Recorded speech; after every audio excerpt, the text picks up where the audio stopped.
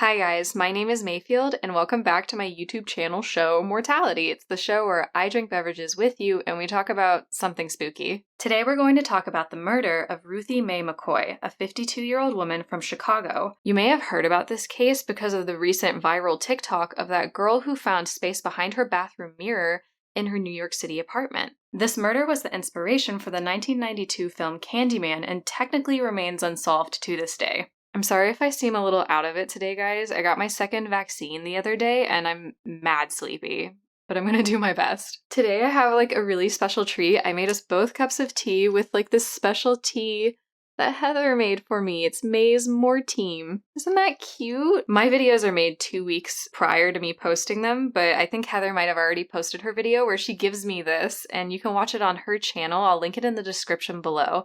If you like the outfits that I wear, she talks a lot about fashion, vlogging, cute things like that. So yeah, thanks Heather, we're gonna drink this today. As is tradition, I've got your cup of tea for you. Let's get into it. Just as a disclaimer, this video is for educational purposes, and I'm just trying to relay information that I found online about this case. I don't mean to insult anyone that is involved. There are serious subjects covered in this video, such as murder and assault, and if you feel like that's not something you want to hear about, please feel free to click away and I can just see you again next time. On April 22nd of 1987, 52-year-old Ruthie Mae McCoy was murdered in her 11th floor apartment. That evening around 9 p.m., Ruthie had made a 911 call stating that someone had thrown her cabinet down and that they wanted to come in through the bathroom. Naturally, to someone on the other end of the phone line, it didn't really make much sense, and so tragically they didn't put too much stock into what Ruthie was saying. Because the 911 dispatcher didn't really think too much about Ruthie's first phone call, it led to the police showing up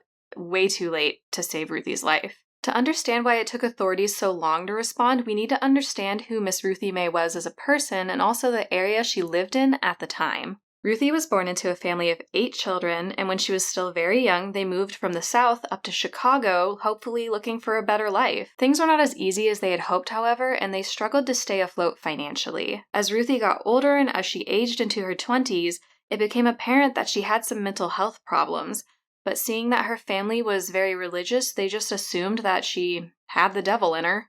Because of this, Ruthie couldn't really keep a job for more than a month at a time, and she would often easily lash out at others. She was known around the block to be a little cranky, and she would often yell at people on the street and talk to herself. So her daughter was concerned, and naturally, of course, because what if she yelled at the wrong people, and what if they hurt her mother? She had been in and out of psychiatric facilities, and often felt paranoid that somebody was following her or wanted to do her bodily harm. She had been doing her best to overcome her mental health struggles, though, because in the months following up to her death, it was said that she had become more vibrant and nice than ever before. People were saying that this was the most pleasant that they had ever seen Miss Ruthie Mae be. Investigators believed that Ruthie Mae was targeted because she recently had come into some money due to acquiring government financial assistance. She was able to buy herself things such as new clothes, food, necessities. Her neighbors had taken notice of this, and the killers likely assumed that she had more money stashed in her apartment, which she probably did. Ruthie was actually saving up money so that she could move out of the public high-rise housing that she lived in, so that she could move across town and live near her daughter and her family. She wanted to concentrate more on her loved ones.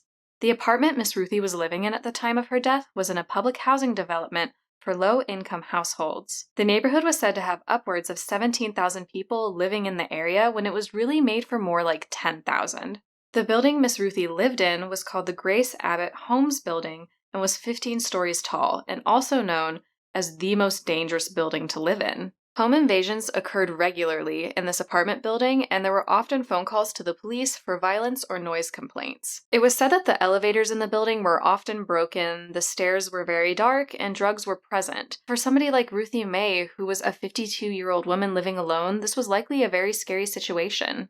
This only helped enforce the sense of paranoia that she had, and it was the reason she was trying so hard to move out of there. So whenever Miss Ruthie called the authorities about someone breaking into her apartment, the 911 operator couldn't really understand what Miss Ruthie was trying to say. Saying that your cabinet has been thrown down doesn't necessarily translate to home invasion. I do think that saying someone's trying to come in through the bathroom sounds like a home invasion, but hindsight's 2020. Because of this, the operator ended up putting down the phone call as a domestic disturbance and asked the police to just go check on Ruthie whenever they had the time. So the fact that the call was put down as a domestic disturbance was likely the reason that the police didn't show up as fast as they could have. They were not told to directly go check on her until they got 2 more phone calls about gunshots and screaming coming from her apartment. After the 3rd phone call had been made, it took them about 10 to 15 minutes to get to the scene. There were 2 police officers that responded to the scene, and whenever they got there, they were not super sure of what they were supposed to do. They knocked on her door, got no answer, and so they were wondering, do they leave it or do they try and kick the door in? If they did kick the door down, they might have to deal with a lawsuit if Miss Ruthie was in fact alive.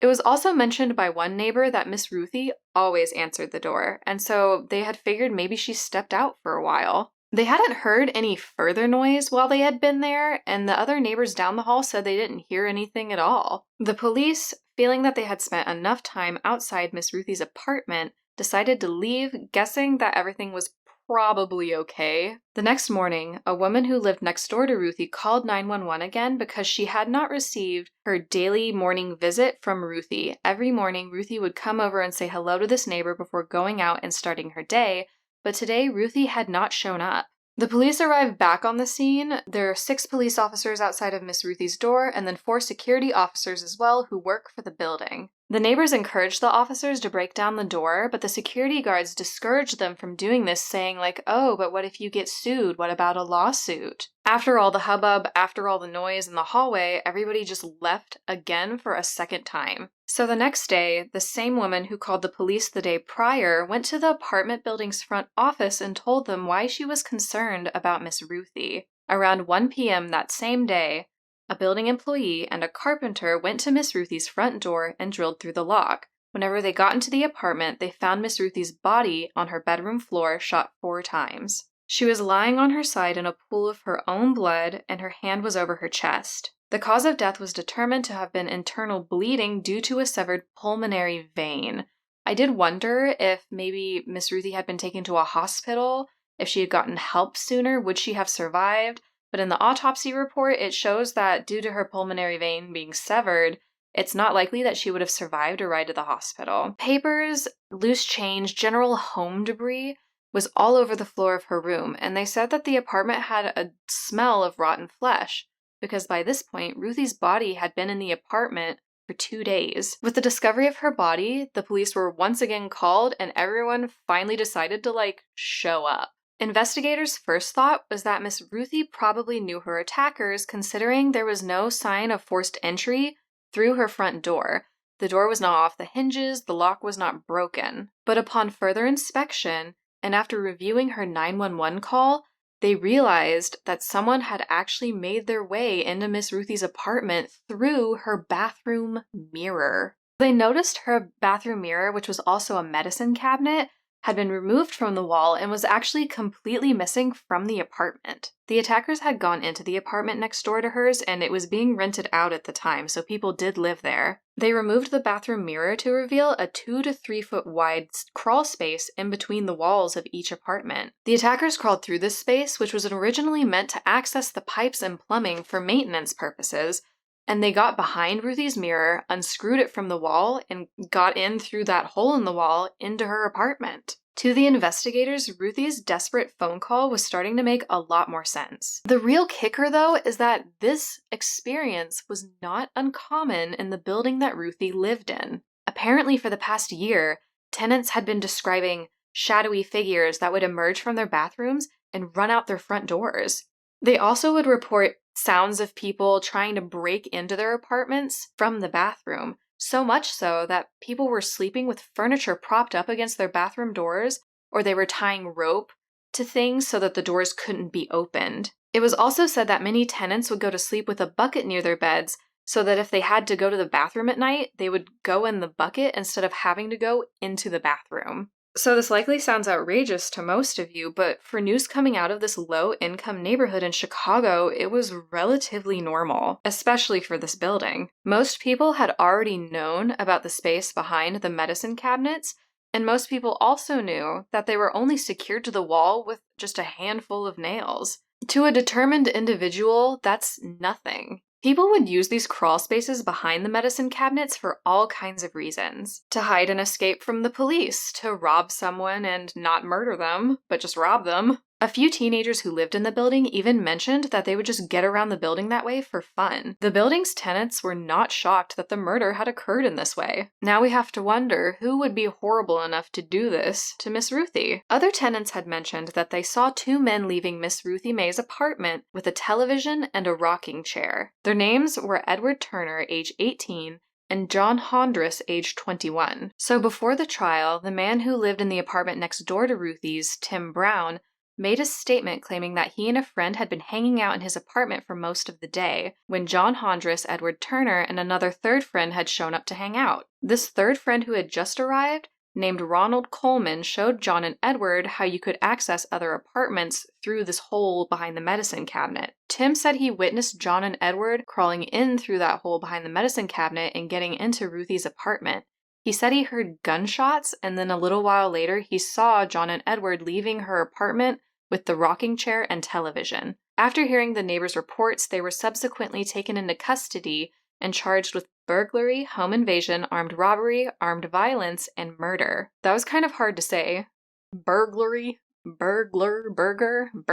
So I know what you're thinking, like, Mayfield, this sounds like a pretty open and shut case. Like, why is it still unsolved? Well, this is kind of where the mess begins. The problems start in court when Tim, a key witness to this case, he changed his testimony way too many times. In fact, any of the witnesses that had any idea of what happened, they all were more concerned with appearing like they had nothing to do with Ruthie's death rather than getting to the bottom of it. Because witness testimony was really all the prosecutors had to go on, and because they didn't have any fingerprints or other physical evidence, the charges tragically had to be dropped. Ruthie Mae's daughter, Vernita, ended up suing the Chicago Housing Authority for the cause of her mother's death in 1988, about a year after her mother had passed away. Tragically, at the time, Miss Ruthie's death was not widely reported on at the beginning of this investigation. It's really horrible to think about, but violence was so common, no one was really paying attention to what was happening in this neighborhood. Many people believe that the police should have tried harder to report to the scene and find out what was wrong with Ruthie Mae, which is like,